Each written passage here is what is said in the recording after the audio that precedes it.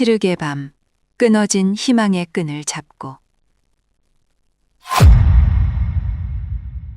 함경북도 무산의 겨울바람은 살을 내는 것이 아니라 뼈를 깎아내는 듯 했습니다. 12월의 두만강변은 세상의 모든 온기가 증발해버린 그야말로 동토의 왕국이었습니다. 문틈으로 새어들어오는 황소바람에 덜컹거리는 문풍지 소리가 마치 저승에서 부르는 곡소리처럼 들려오던 그날 밤, 연하는 잠들지 못하고 있었습니다. 아니, 잠들 수 없었습니다. 아랫목이라 해도 냉골이나 다름없는 방바닥에 호디불 하나를 덮고 누운 노모의 거친 숨소리와 그 곁에 새우처럼 몸을 웅크린 7살 배기 아들 철이의 가느다란 신음이 그녀의 가슴을 천근만근 짓누르고 있었기 때문입니다. 천장 구석에 매달린 백열전구는 전기가 끊긴 지 오래되어 그저 흉물스러운 장식품에 불과했습니다. 방안을 밝히는 것은 창호지 너머로 희미하게 스며드는 서슬퍼런 달빛뿐이었습니다. 연하는 어둠 속에서 자신의 거친 손바닥을 매려다 보았습니다. 옥수수 대를 다듬느라 산을 오르내리며 나무 뿌리를 캐내라 손톱 밑은 까맣게 죽어 있었고 손등은 거북이 등껍질처럼 갈라터져 피가 배어 있었습니다. 하지만 육신의 고통은 아무것도 아니었습니다. 당장 내일 아침 저 늙은 어머니와 어린 자식의 입에 넣어줄 옥수수 가루 한 줌이 없다는 사실이 그녀의 영혼을 난도질하고 있었습니다. 언니야, 뭘 좀 다오. 노모의 갈라진 목소리가 정적을 깼습니다. 연하는 황급히 일어나 부엌으로 나갔습니다. 물동이에 물조차 살얼음이 끼어 있었습니다. 바가지로 얼음을 깨고 냉수를 떠서 방으로 들어갔지만 어머니는 이미 다시 까무룩 잠이 든 후였습니다. 움푹 패인 볼과 앙상하게 드러난 쇄골. 한때는 동네에서 가장 억척스럽고 강인했던 어머니가 이제는 바람만 불어도 바스라질 것 같은 낙엽처럼 변해버렸습니다. 연하는 입술을 깨물었습니다. 비릿한 피맛이 입안에 번졌습니다. 이대로는 다 죽는다. 앉아서 죽느니 가다가 죽는 게 낫다. 그 생각은 지난 몇 달간 연하의 머릿속을 맴돌던 독버섯 같은 유혹이었습니다. 하지만 그것은 단순한 유혹이 아니라 생존을 위한 유일한 동아줄임을 그녀는 본능적으로 알고 있었습니다. 장마당에 나가봐야 팔 물건도 살 돈도 없었습니다. 꽃제비들이 얼어 죽어나가는 것을 보면서도 눈물조차 말라버린 이 지옥 같은 땅에서 더 이상 희망이라는 단어를 입에 올리는 것조차 사치였습니다. 연하는 결심을 굳힌 듯 벽장 깊숙한 곳에서 낡은 보따리를 꺼냈습니다. 그 안에는 시집 올 때 입었던 손바지와 남편이 살아생전 입었던 두툼한 점퍼가 들어 있었습니다. 남편은 3년 전 탄광사고로 세상을 떠났습니다. 그가 남긴 유일한 유산인 이 옷가지들이 이제 그녀의 생명줄이 되어줄 터였습니다. 그녀는 옷을 껴입기 시작했습니다. 얇은 내복 위에 셔츠를 입고 그 위에 또 셔츠를 입고 마지막으로 손바지와 점퍼를 걸쳤습니다. 몸이 둔해져 움직임이 부자연스러웠지만 강바람을 견디려면 이 정도는 입어야 했습니다. 가장 중요한 준비물은 비닐봉지와 고무줄이었습니다. 강을 건널 때 신발이 젖으면 동상으로 발을 잘라내야 할지도 모릅니다. 그녀는 양말 위에 비닐봉지를 더 신고 고무줄로 단단히 동여맸습니다. 그리고 품속 깊은 곳에 돌아가신 아버지가 물려주신 작은 은가락지 하나를 챙겼습니다. 이것이 강 건너 낯선 땅에서 그녀가 가진 전부이자 가족을 살릴 종잣돈이 될 것이었습니다. 떠날 채비를 마친 연하는 잠든 아들의 머리맡에 앉았습니다. 아이의 머리카락은 영양실조로 인해 푸석푸석하고 붉게 변해 있었습니다. 그녀는 떨리는 손으로 아이의 뺨을 어루만졌습니다. 철아, 엄마가 쌀밥 배불리 먹게 해줄게. 고깃국에 입안 말아서 배 터지게 먹게 해줄게. 조금만, 아주 조금만 기다려라. 소리내어 말할 수 없는 약속을 속으로 삼키며 연하는 굵은 눈물방울을 아이의 볼에 떨어뜨렸습니다. 아이가 칭얼거리며 몸을 뒤척이자 그녀는 화들짝 놀라 숨을 멈췄습니다. 다행히 아이는 다시 깊은 잠에 빠져들었습니다. 어머니에게는 차마 작별 인사를 할 수 없었습니다. 눈을 마주치면 발길이 떨어지지 않을 것 같았고 혹여나 어머니가 붙잡기라도 한다면 그 자리에서 주저앉아 통곡할 것만 같았기 때문입니다. 그녀는 부엌 한 구석, 쥐들이 파먹다 남은 말린 시래기 뭉치 옆에 쪽지 한 장을 남기지 못하고 그저 마음으로 절을 올렸습니다. 어머니, 불효녀를 용서하세요. 살아서 돌아오겠습니다. 반드시 살아서 약 한 첩이라도 지어오겠습니다. 문고리를 잡은 손이 사시나무 떨듯 떨렸습니다. 이 문을 열고 나가는 순간 그녀는 인민이 아니라 반역자가 됩니다. 잡히면 수용소행이거나 운이 나쁘면 그 자리에서 총살을 당할 수도 있습니다. 하지만 방 안의 냉기보다 더 무서운 것은 내일 아침 마주해야 할 가족들의 굶주린 눈빛이었습니다. 연하는 눈을 질끈 감았다 뜨며 문을 열었습니다. 힝. 밤바람이 짐승의 울음소리처럼 달려들었습니다. 마을은 칠흑 같은 어둠 속에 잠겨 있었습니다. 개 짖는 소리조차 들리지 않는 죽음처럼 고요한 밤이었습니다. 연하는 담벼락에 몸을 바짝 붙이고 걸음을 옮겼습니다. 눈 덮인 길은 밟을 때마다 뽀드득 소리를 냈습니다. 그 작은 소리가 마치 천둥 소리처럼 크게 들려 그녀는 몇 번이나 가슴을 쓸어내려야 했습니다. 국경 경비대의 순찰 시간을 피해야 했습니다. 그녀는 며칠 전부터 경비대원들이 교대하는 시간과 순찰 경로를 눈여겨봐 두었습니다. 새벽 2시. 가장 춥고 가장 졸리고 세상 모든 것이 얼어붙어 감각이 무뎌지는 시간. 지금이 아니면 기회는 없었습니다. 마을을 벗어나 강변으로 향하는 갈대밭에 들어서자 날카로운 갈대잎들이 얼굴을 핥히었습니다. 그러나 아픔을 느낄 겨를도 없었습니다. 오직 심장 소리만이 귓가에 쿵쿵 울려 퍼졌습니다. 저 멀리 강 건너편 중국 쪽에서 희미한 불빛이 보였습니다. 화려하지도 않은 그저 가로등 몇 개가 켜진 풍경이었지만 연화의 눈에는 그것이 마치 천국에서 내려온 동아줄처럼 보였습니다. 저곳에 가면 밥이 있을까? 저곳에 가면 내 새끼 먹일 쌀을 구할 수 있을까? 드디어 두만강 둑방에 도착했습니다. 강폭은 그리 넓지 않았지만 꽁꽁 얼어붙은 강 위로 하얀 눈이 덮여 어디가 얼음이고 어디가 얇은 살얼음판인지 분간하기 어려웠습니다. 강바람은 방금 전 마을에서 맞던 바람과는 차원이 달랐습니다. 마치 수천 개의 바늘이 동시에 찌르는 듯한 고통이 전신을 휘감았습니다. 연화는 둑방 아래 덤불 속에 몸을 숨기고 숨을 골랐습니다. 입에서 나오는 하얀 입김이 순식간에 서리로 변해 속눈썹에 달라붙었습니다. 그때였습니다. 저만치서 군화 발자국 소리와 함께 두런거리는 말소리가 들려왔습니다. 아, 날래날래 좀 가자우. 추워 죽겠는데 무슨 놈의 순찰이야. 조용히 하라. 보이부 놈들이 언제 들이닥칠지 모른다니까. 경비대원 2명이 어깨에 총을 메고 지나갔습니다. 그들이 피우는 담배 냄새가 바람을 타고 코끝을 스쳤습니다.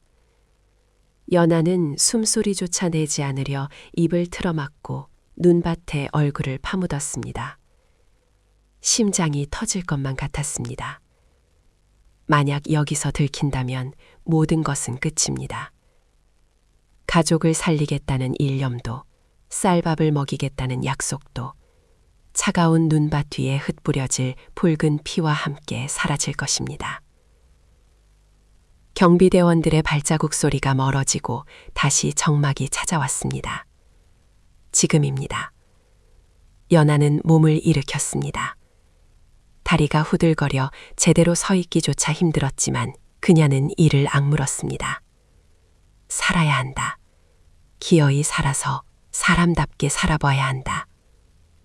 그녀는 둑방을 미끄러지듯 내려와 얼어붙은 강 위에 첫 발을 내디뎠습니다. 쩍 하고 얼음 갈라지는 소리가 났지만 다행히 깨지지는 않았습니다. 발밑에서 느껴지는 차가운 공포. 그것은 죽음의 냉기였지만 동시에 새로운 삶으로 향하는 유일한 길이기도 했습니다. 연화는 뒤를 돌아보지 않았습니다. 뒤를 돌아보면 두고운 가족들의 얼굴이 떠올라 다시는 발을 떼지 못할 것 같았기 때문입니다.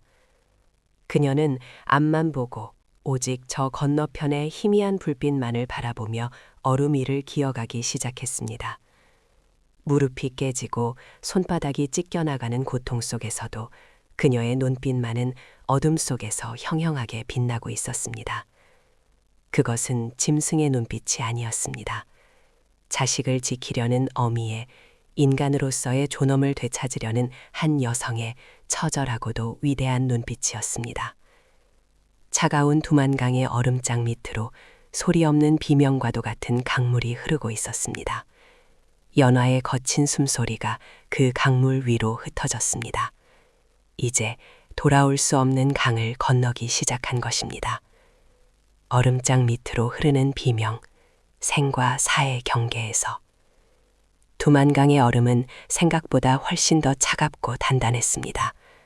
연화가 무릎을 꿇고 엎드린 강 위는 세상의 모든 소리가 집어삼켜진 진공의 공간 같았습니다. 오로지 들리는 것이라고는 자신의 거친 숨소리와 얼음장 밑에서 웅웅거리며 흐르는 강물의 낮은 울음소리뿐이었습니다.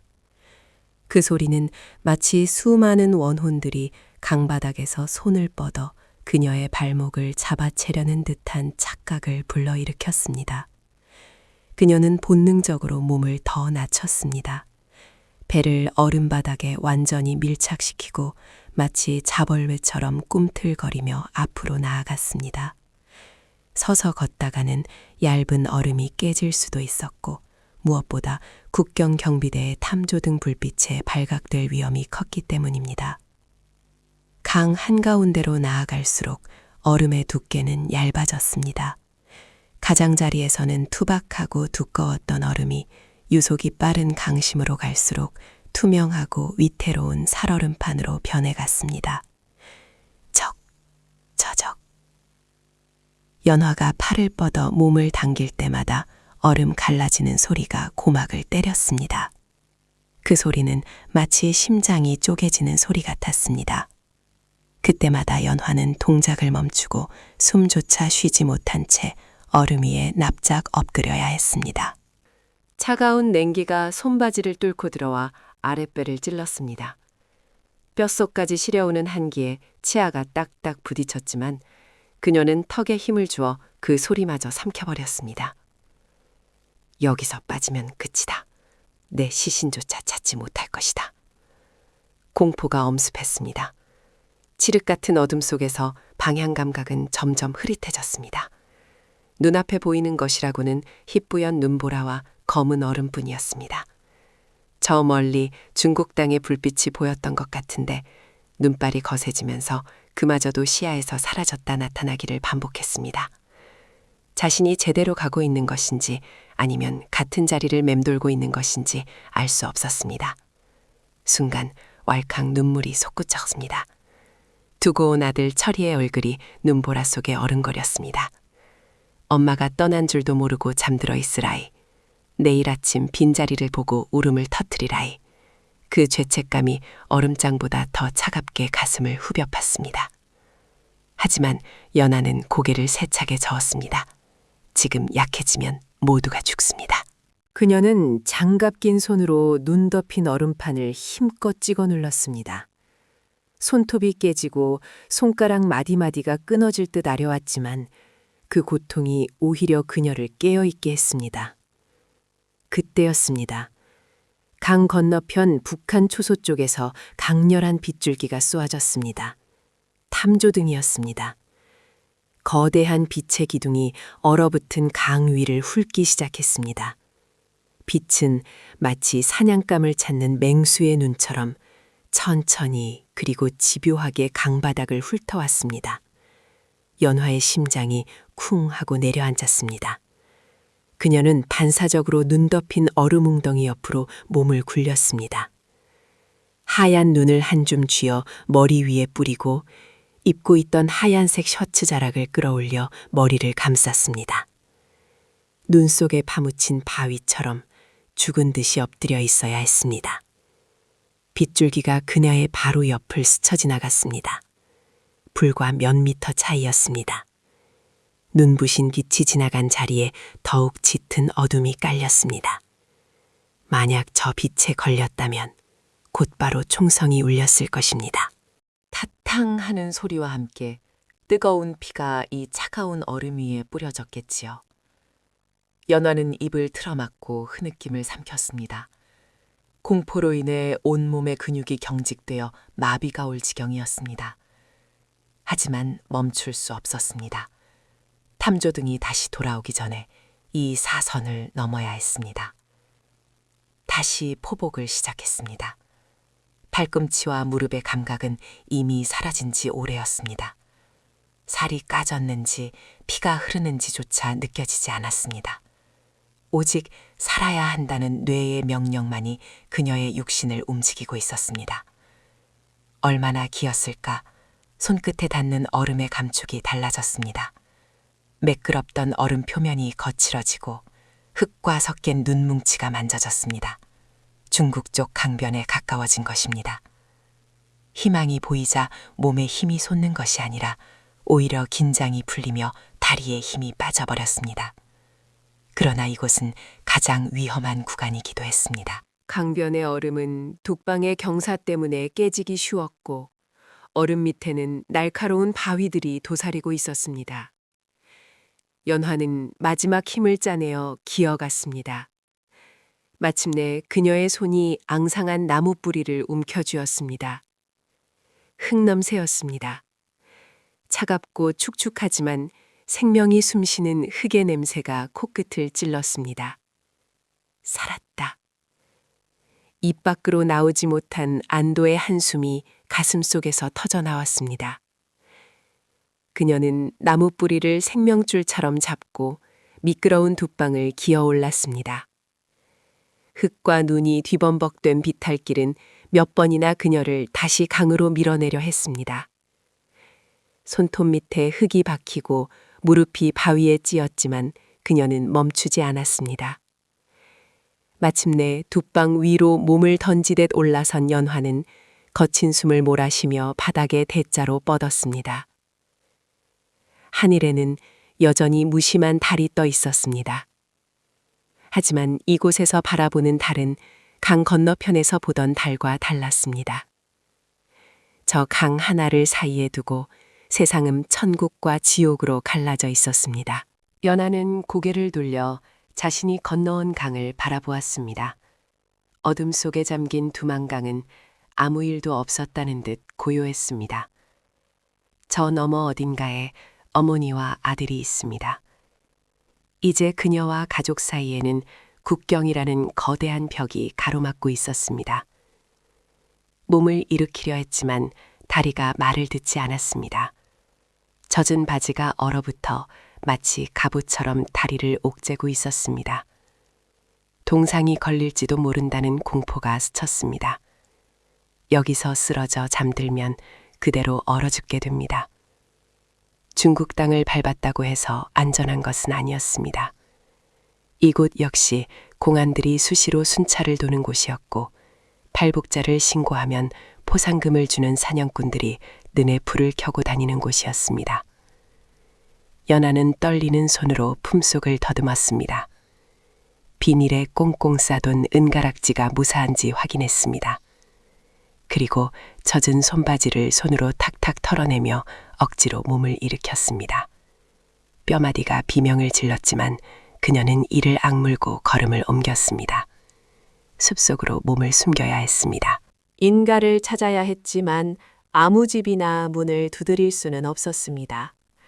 조선족이 사는 집인지 아니면 한족이 사는 집인지 혹은 탈북자를 팔아 넘기는 브로커의 집인지 알 수 없었기 때문입니다.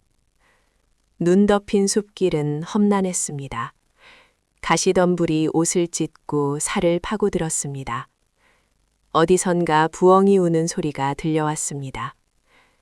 연하는 마치 쫓기는 짐승처럼 주위를 두리번거리며 걸었습니다. 배고픔이 밀려왔습니다. 며칠을 굶은 위장이 비틀리는 듯한 통증을 호소했습니다. 눈을 한 움큼 집어 입에 넣었습니다.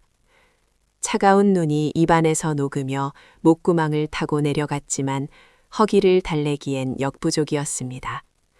오히려 체온을 떨어뜨려 몸을 더 떨게 만들었습니다. 그때 저 멀리 숲 사이로 작은 불빛 하나가 보였습니다. 외딴 오두막집이었습니다. 굴뚝에서는 희미하게 연기가 피어오르고 있었습니다. 온기, 그리고 밤 냄새가 환영처럼 느껴졌습니다. 연하는 홀린 듯 그 불빛을 향해 걸어갔습니다. 하지만 발걸음을 뗄 때마다 의심과 공포가 발목을 잡았습니다. 저 문을 두드려도 될까? 나를 신고하면 어쩌지? 차라리 숲에서 얼어 죽는 게 나을까?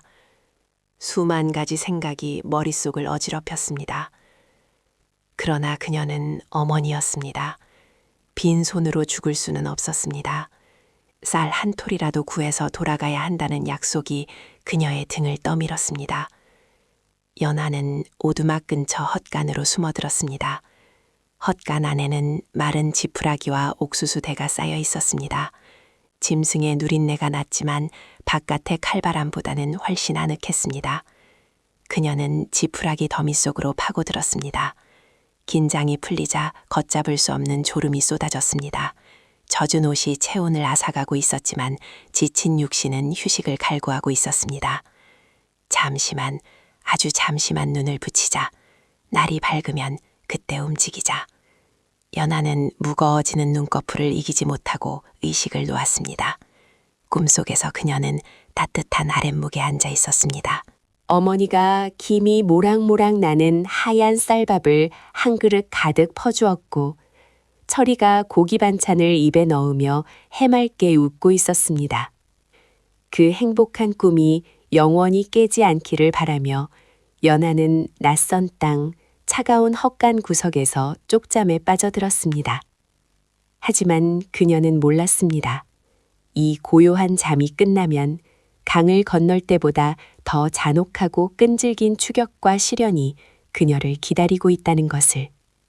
국경을 넘은 것은 끝이 아니라 더 거대한 지옥의 문을 연 것에 불과했습니다.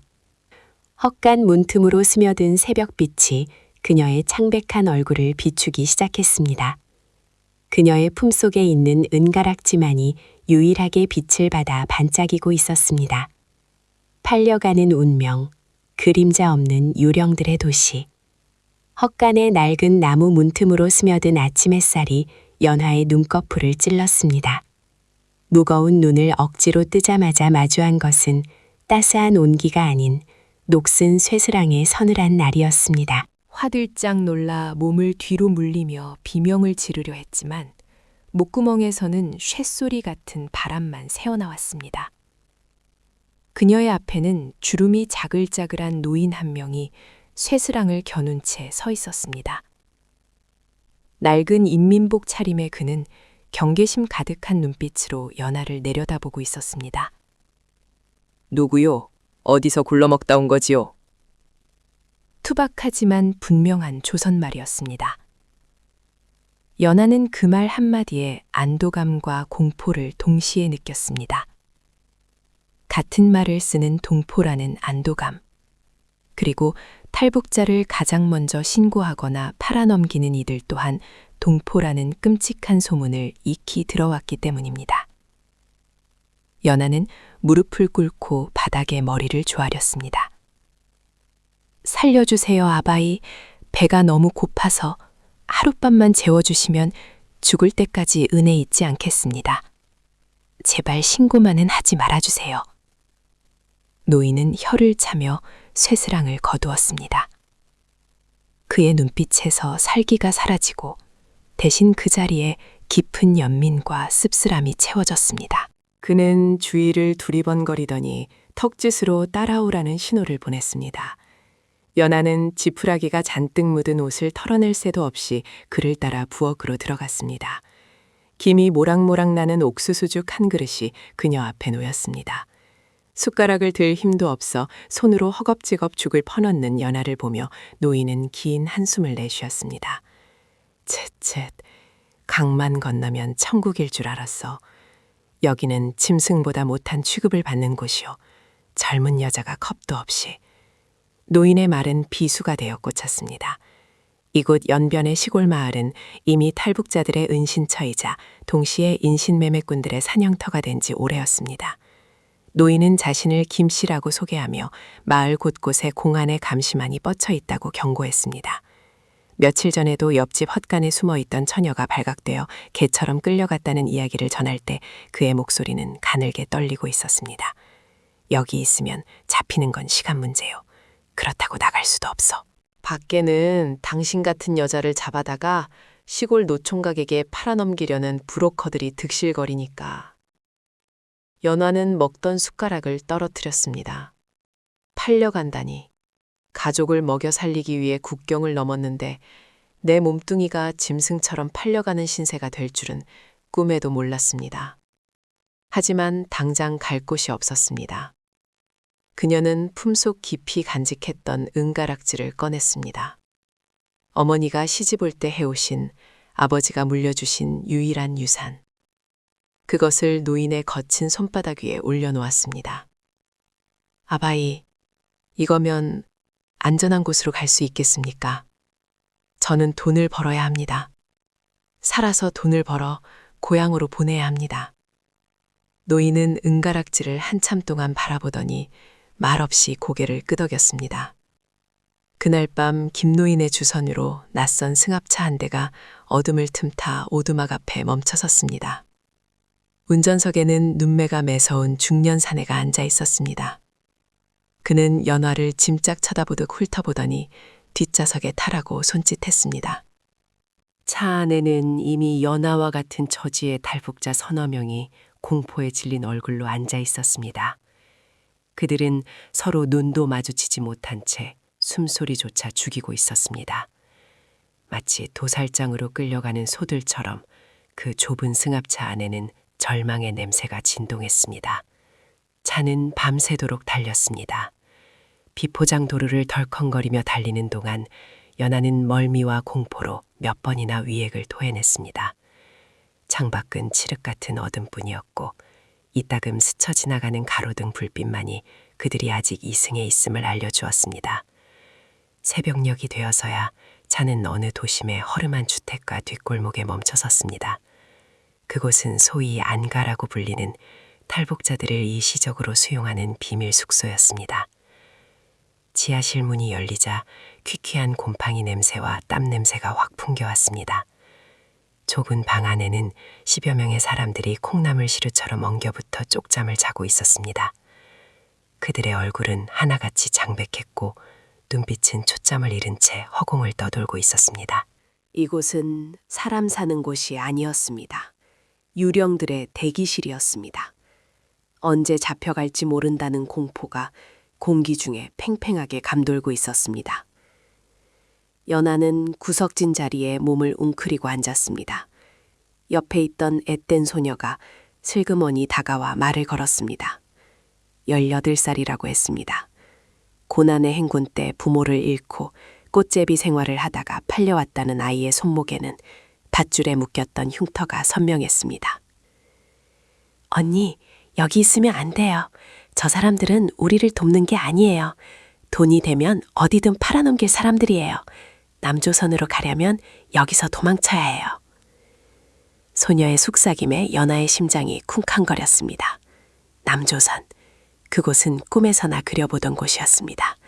하지만 그곳에 가려면 중국 대륙을 종단하여 동남아시아 정글을 넘어야 한다는 소문을 들은 적이 있었습니다. 목숨을 건 여정. 그러나 여기서 팔려가 노예처럼 사느니 자유를 찾아 죽는 게 나을지도 모른다는 생각이 들었습니다. 그때였습니다. 쾅, 쾅, 쾅. 철문이 부서질 듯한 굉음과 함께 고함 소리가 들려왔습니다. 공안이다! 문 열어!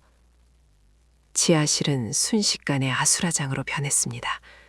사람들은 비명을 지르며 이리저리 뛰었고 브로커들은 욕설을 퍼부으며 뒷문으로 도망치기 바빴습니다. 연하는 반사적으로 소녀의 손을 잡고 뒷문 쪽으로 달렸습니다. 하지만 이미 들이닥친 공안들의 곤봉이 허공을 갈랐습니다. 앞서가던 남자가 머리에 피를 흘리며 쓰러졌습니다. 그 끔찍한 광경에 다리가 얼어붙었지만 소녀가 연하의 팔을 억세게 잡아 끌었습니다. 언니, 정신 차려요. 잡히면 죽어요. 두 사람은 깨진 창문을 통해 좁은 골목길로 뛰어내렸습니다. 유리 파편에 종아리가 찢겨 피가 흘렀지만 아픔을 느낄 겨를이 없었습니다.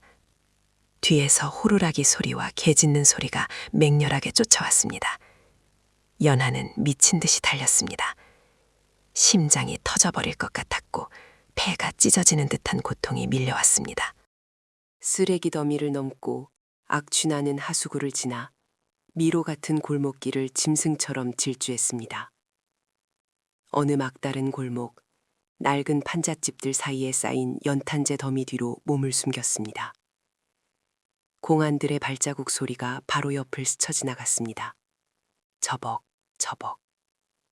군화 소리가 귓가에서 천둥처럼 울렸습니다. 연하는 소녀의 입을 틀어막고 자신의 입술을 깨물었습니다. 눈앞이 하얗게 질리고 식은땀이 비오듯 쏟아졌습니다. 만약 여기서 들킨다면 북송입니다. 다시 그 지옥으로 끌려가 고문을 당하고 처형당할 것입니다. 철이의 얼굴이, 어머니의 주름진 얼굴이 주마등처럼 스쳐 지나갔습니다. 안 돼. 나는 못 간다. 죽어도 못 간다. 내 새끼 밥 한 끼 못 먹이고는 죽어서도 눈을 못 감는다. 한참의 시간이 흐르고 소란이 잦아들었습니다. 정적 속에 남은 것은 두 여자의 거친 숨소리뿐이었습니다. 연하는 떨리는 손으로 소녀의 어깨를 감싸 안았습니다. 두려움에 질려 바들바들 떨고 있는 작은 어깨가 자신의 아들 철이처럼 느껴져 가슴이 미어졌습니다. 이곳 중국 땅 어디에도 그들이 발 뻗고 누울 곳은 없었습니다. 그들은 존재하지만 존재하지 않는 사람들, 그림자조차 허락되지 않는 유령들이었습니다. 날이 밝아오자 연하는 결단을 내려야 했습니다. 더 이상 숨어만 있을 수는 없었습니다. 소녀가 알고 있다는 또 다른 브로커, 소위 뱀대가리라 불리는 자를 찾아가야 했습니다. 그는 돈만 주면 혹은 나중에 갚겠다는 각서를 쓰면 동남아로 가는 루트를 뚫어준다고 했습니다.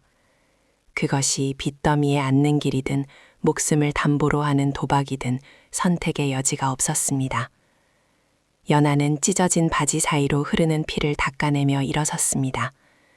그녀의 눈빛은 두만강을 건널 때보다 더 깊고 어둡게 가라앉아 있었습니다.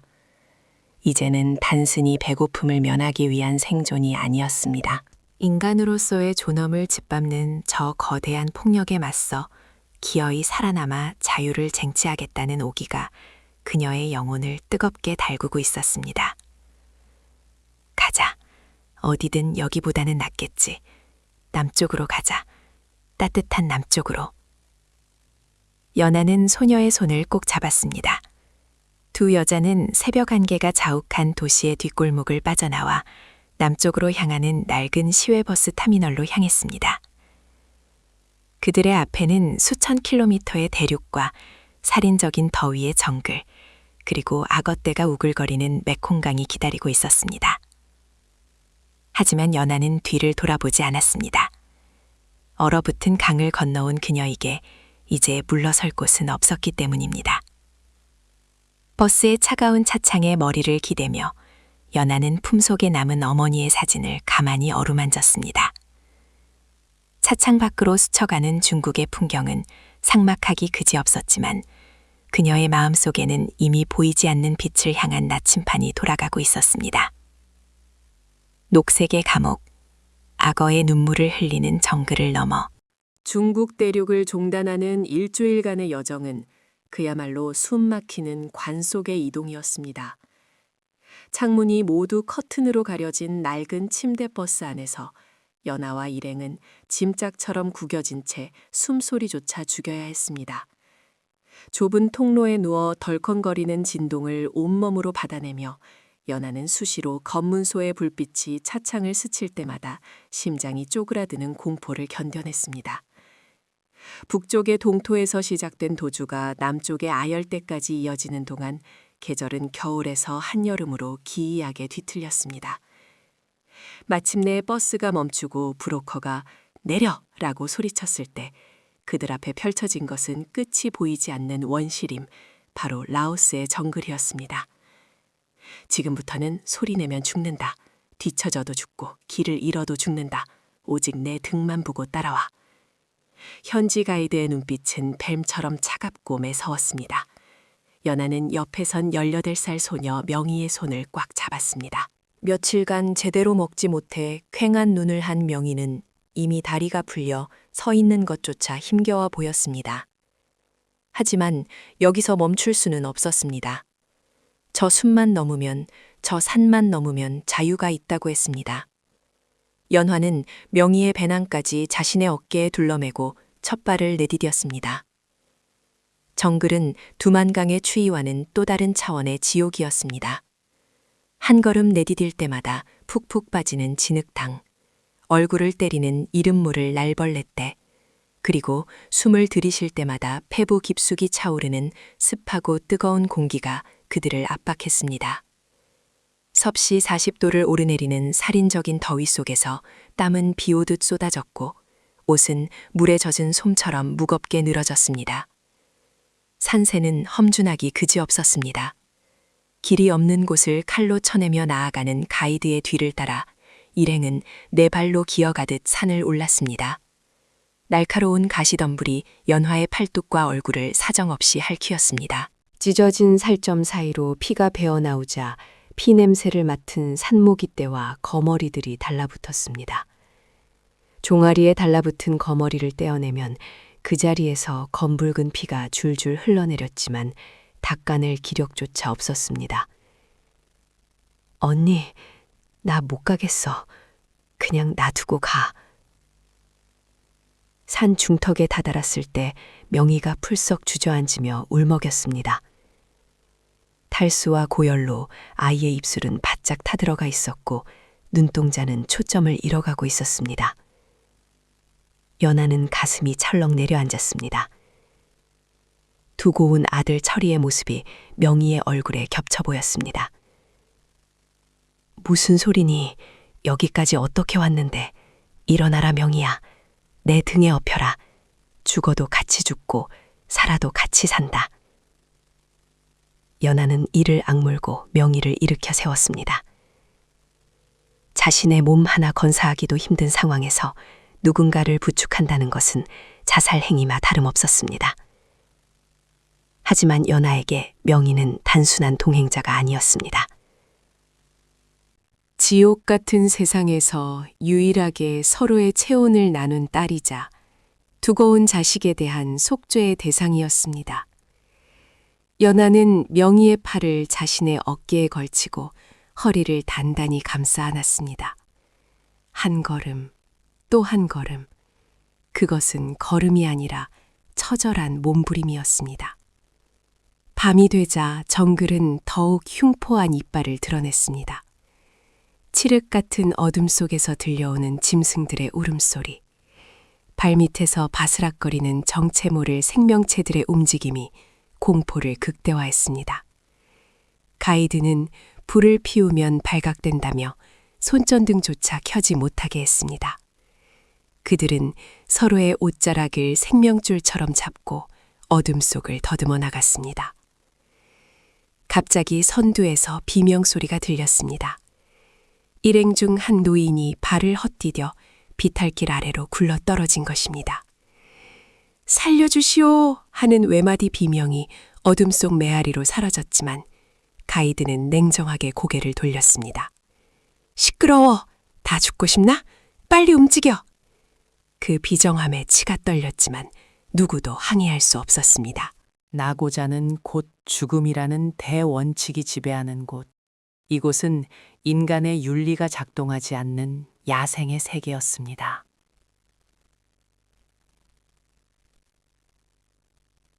연화의 체력도 한계에 다다르고 있었습니다. 눈앞이 하얗게 전멸하고 다리의 감각은 이미 사라진 지 오래였습니다. 환각이 보이기 시작했습니다. 눈앞에 거대한 나무가 어머니의 모습으로 보였다가 펄럭이는 나뭇잎이 철이의 손짓처럼 보였습니다. 엄마, 배고파. 엄마, 언제 와? 귓가에 맴도는 아들의 목소리가 그녀를 채찍질했습니다. 쓰러지고 싶다는 유혹이 꿀처럼 달콤하게 밀려올 때마다 연화는 입술을 깨물어 피를 냈습니다. 그 비릿한 피맛이 정신을 붙들게 했습니다. 나는 어미다. 나는 살아야 한다. 내 새끼 밥 먹여야 한다. 새벽녘 갑작스러운 수콜이 쏟아졌습니다. 하늘이 뚫린 듯 버붙는 장대비는 뜨겁게 달아오른 몸을 식혀주기는커녕 체온을 급격히 빼앗아졌습니다. 진흙탕길은 미끄러운 썰매장처럼 변해버렸습니다. 연화는 몇 번이나 진창에 처박혔습니다. 얼굴이 진흙범벅이 되고 입안으로 흙탕물이 들어왔습니다. 명희는 이제 의식을 잃은 채 연화의 등에 짐짝처럼 매달려 있었습니다. 연화의 무릎은 까지고 멍들어 성한 곳이 없었고 손톱은 다 빠져 피가 맺혀 있었습니다. 그때 빗소리 사이로 웅장하고 거친 물소리가 들려왔습니다. 가이드가 멈춰서서 손을 들어 올렸습니다. 다 왔다. 저기만 넘으면 된다. 연화는 고개를 들어 앞을 보았습니다. 숲이 끝나고 시야가 트인 곳. 그곳에 거대하고 붉은 강이 흐르고 있었습니다. 메콩강이었습니다. 흙탕물을 머금고 소용돌이치며 흐르는 강물은 마치 거대한 용이 꿈틀거리는 듯 했습니다. 저 강 건너편이 태국, 즉 자유의 땅이었습니다. 하지만 강가에 다다르자 또 다른 절망이 기다리고 있었습니다. 강폭은 생각보다 넓었고 유속은 빨랐습니다. 준비된 것은 낡고 작은 쪽배 한 척뿐이었습니다. 정원을 초과한 인원이 타기에는 턱없이 위태로워 보였습니다. 가이드는 돈을 더 내지 않으면 태워주지 않겠다고 으름장을 놓았습니다. 가진 것을 다 털리고 빈털터리가 된 사람들은 발을 동동 구르며 애원했습니다. 연화는 품속 깊은 곳 비닐에 꽁꽁 싸둔 은가락지를 꺼냈습니다. 두만강을 건널 때부터 중국의 은신처를 전전할 때까지 목숨처럼 지켜온 마지막 유산이었습니다. 그녀는 떨리는 손으로 가락지를 가이드에게 내밀었습니다. 이거면 우리 둘 탈 수 있겠습니까? 제발 부탁입니다. 이 아이만이라도 살려주세요. 가이드는 은가락지를 이빨로 깨물어 보더니 턱짓으로 배를 가리켰습니다. 연화는 의식을 잃은 명희를 끌어안고 흔들리는 쪽배에 몸을 실었습니다. 배가 강물 위로 미끄러져 나갔습니다. 출렁이는 강물은 금방이라도 쪽배를 집어삼킬 듯 넘실거렸습니다. 강 한가운데에 이르렀을 때였습니다. 갑자기 강 건너편 숲속에서 서치라이트 불빛이 번쩍였습니다. 라오스 국경 수비대였습니다. 멈춰! 사격한다! 확성기 소리와 함께 허공을 가르는 청성이 울렸습니다. 탕! 타탕! 물기둥이 배 옆으로 솟구쳤습니다. 배 안은 순식간에 아수라장이 되었습니다. 사람들은 비명을 지르며 배 바닥에 납작 엎드렸습니다. 연하는 본능적으로 명희의 몸 위로 자신의 몸을 덮었습니다. 신이시여, 제발. 여기까지 왔는데, 제발. 연하는 눈을 질끈 감았습니다. 총알이 스쳐 지나가는 소리가 귓가를 때렸습니다. 뱃사공은 죽기 살기로 노를 저었습니다. 배는 요동치며 강물 위를 춤추듯 나아갔습니다. 1분 1초가 영겁의 시간처럼 느껴졌습니다. 차가운 두만강의 얼음 위를 기어가던 그날 밤처럼 지금 이 순간 메콩강의 붉은 물결 위에서도 생과 사는 종이 한 장 차이로 엇갈리고 있었습니다. 마침내 배가 쿵 하고 모래톱에 닿았습니다. 태국 땅이었습니다. 사람들은 짐승처럼 배에서 뛰어내려 숲속으로 달렸습니다. 연아 역시 젖먹던 힘까지 짜내어 명의를 부축해 모래밭을 기어올랐습니다. 안전한 숲 안쪽으로 들어서자마자 연아는 바닥에 쓰러졌습니다. 심장이 터질 듯 요동치고 폐가 찢어질 듯 아팠지만 그녀는 하늘을 올려다보았습니다. 나뭇잎 사이로 보이는 별들이 눈물에 번져 흐릿하게 빛나고 있었습니다. 살았습니다. 기어이 살아서 이 지독한 역경의 강을 건넜습니다. 연아는 옆에 누운 명희의 가슴에 귀를 대보았습니다. 콩닥콩닥. 미약하지만 규칙적인 심장 소리가 들렸습니다. 살아있다는 증거였습니다. 연아는 그제야 참았던 오열을 곁들였습니다. 소리내어 울 힘도 없어 꺽꺽거리며 마른 눈물을 쏟아냈습니다. 흙투성이가 된 그녀의 손이 허공을 향해 뻗어섰습니다. 그 손끝은 북쪽, 두고 온 가족이 있는 그 먼 곳을 향하고 있었습니다. 이제 마지막 관문, 자유를 향한 마지막 신고만이 남아 있었습니다. 하지만 그녀의 가슴 한구석에는 기쁨보다 더 큰 뻥 뚫린 구멍 같은 아픔이 시리게 자리 잡고 있었습니다. 자유를 얻은 대가로 영영 돌아갈 수 없는 고향, 그리고 사무치게 그리운 얼굴들이 그 구멍 속에서 울부짖고 있었기 때문입니다. 사울의 달, 그리고 끝나지 않은 약속. 인천국제공항의 자동문이 열리고 마주한 서울의 첫 공기는 낯설고도 현기증이 날 만큼 달콤했습니다. 수천 킬로미터의 사선을 넘어 당도한 자유의 땅. 하지만 연화의 발이 닿은 그곳은 마냥 꿈꾸던 천국만은 아니었습니다.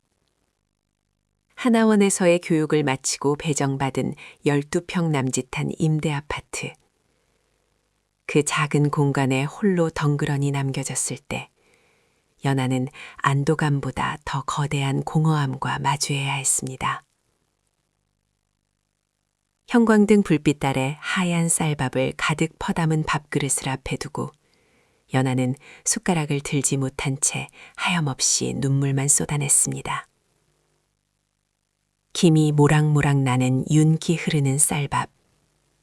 그토록 먹고 싶었고 자식에게 먹이고 싶었던 그 이 밥이 목구멍에 가시처럼 걸려 넘어가지 않았습니다.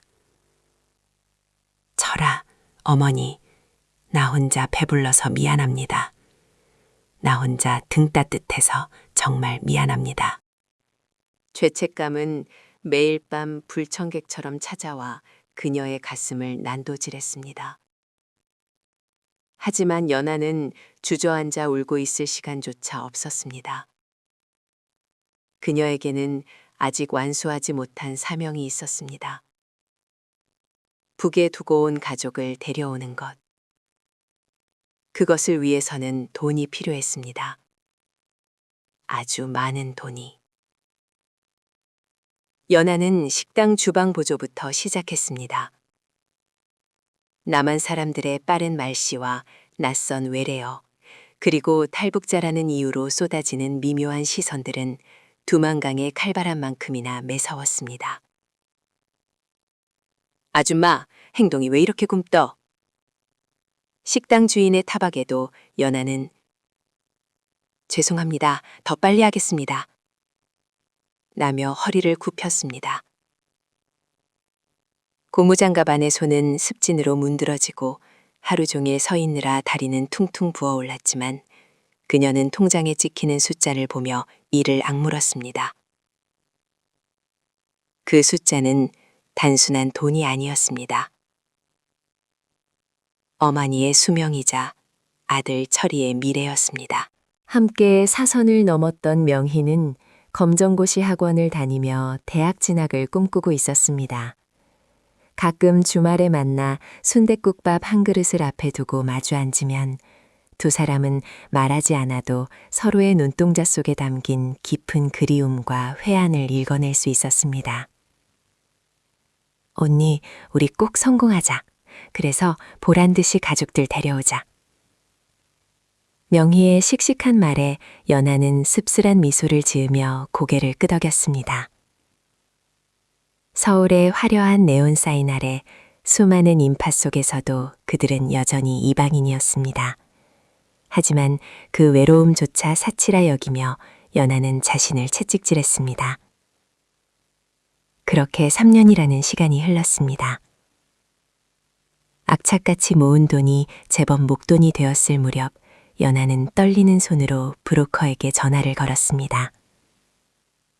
북중 국경을 통해 가족에게 송금하고 생사를 확인하는 위험한 거래였습니다. 며칠간의 피말리는 기다림 끝에 한 통의 전화가 걸려왔습니다. 수화기 너머로 들려오는 지직거리는 잡음, 그리고 그토록 그리던 목소리. 여보세요? 어미냐? 어머니였습니다.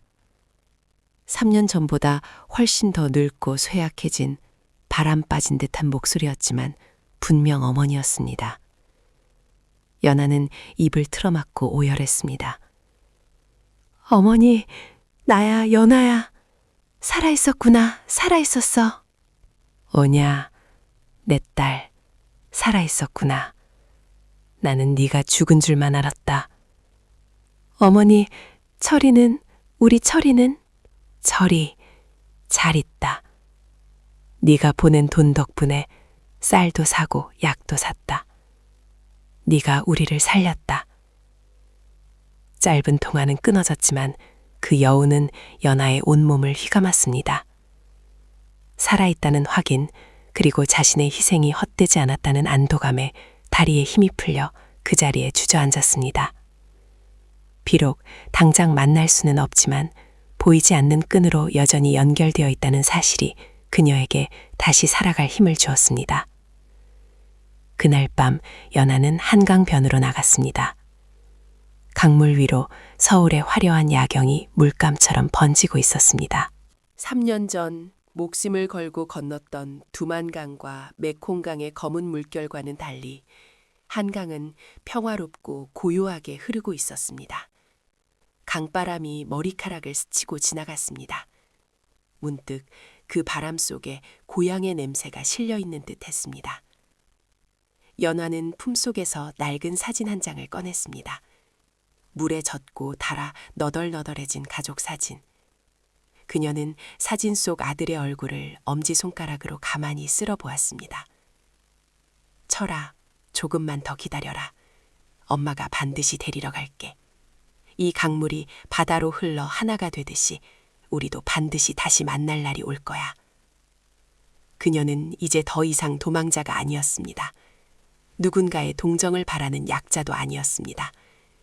그녀는 스스로 운명을 개척하고 얼어붙은 강을 건너 빛으로 걸어나온 승리자였습니다.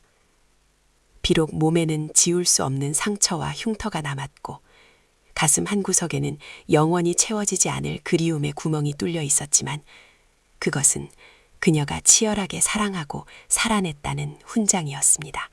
연화는 자리에서 일어났습니다. 밤하늘에는 둥근 달이 떠 있었습니다. 저 달은 북녘의 하늘에도 똑같이 떠 있을 것입니다. 어머니와 철이도 지금 저 달을 보고 있을지 모릅니다. 같은 달을 보고 있다는 사실만으로도 그들은 함께 있는 것이나 다름없었습니다. 보고 싶습니다. 사랑합니다. 허공에 흩어지는 고백을 뒤로하고 연화는 다시 불빛 속으로 걸어 들어갔습니다. 내일은 또다시 식당 문을 열고 밥을 짓고 돈을 벌어야 합니다. 그 고단한 일상이 이제는 고통이 아닌 희망이 되었습니다.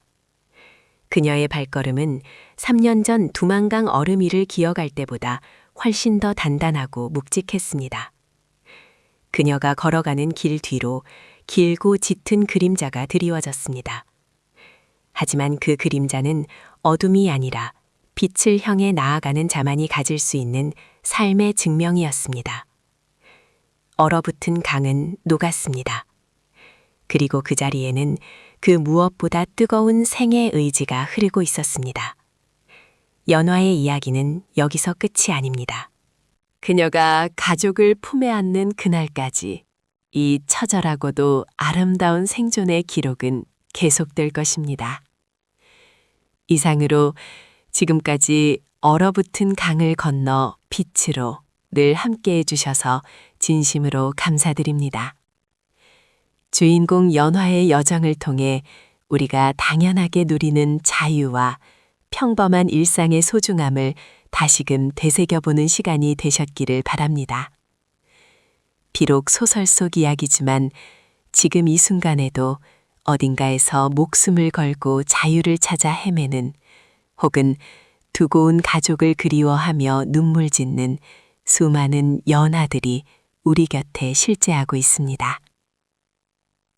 인생이라는 긴 강을 건너다 보면 우리 역시 예기치 못한 살얼음판을 만나기도 하고 칠흑 같은 어둠 속에 갇히기도 합니다.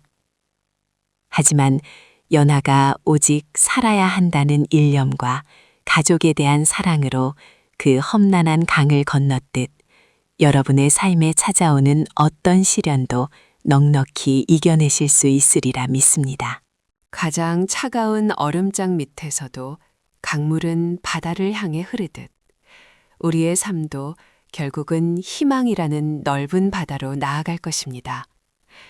여러분의 가정에 늘 따스한 햇살과 평안이 깃들기를, 그리고 무엇보다 건강하시기를 기원합니다.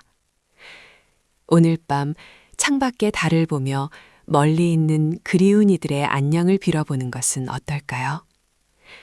따뜻한 시선으로 긴 글을 읽어주신 여러분께 다시 한번 머리 숙여 깊은 감사를 올립니다.